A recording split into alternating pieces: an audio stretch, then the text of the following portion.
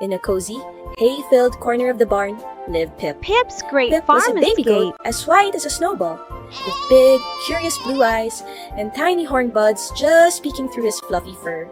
His pen was safe, his mother was kind, but oh, the world outside the fence looked so much more interesting. Today, the latch on the pen gate looked loose. With a determined nudge and a wiggle, Pip pushed it open. Freedom! Pip trotted out into the sun-drenched farmyard on his wobbly legs. The first thing he saw was a flock of plump, clucking chickens pecking at the dirt. Playtime! Pip lowered his head, gave a little bleat, and bounced towards them.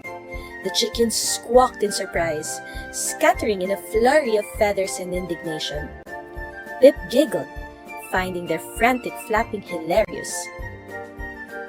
Exploring further, Pip discovered a large, muddy wallow, and in the middle of it lay Penelope the pig, snoring contentedly, covered head to trotter in glorious mud. Pip wrinkled his little nose. Mud did not look like fun. It looked sticky and messy. He carefully tiptoed around the edge of the wallow, making sure not to get a single speck of brown on his pristine white coat. Pip's adventure led him to a small, babbling brook that sparkled in the sunlight. It wasn't very wide, but for a little goat, it seemed like a huge river. He saw a few smooth, mossy stones poking out of the water. Taking a deep breath, Pip gathered his courage, backed up a step, and leaped!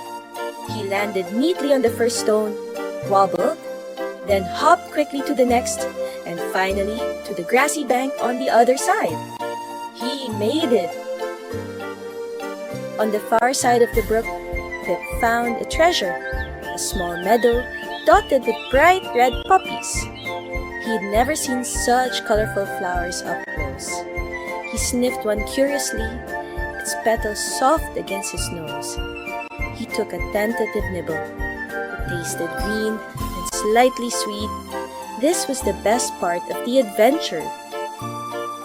As Pip munched happily, he noticed the sun was beginning to dip lower in the sky, painting the clouds orange and purple.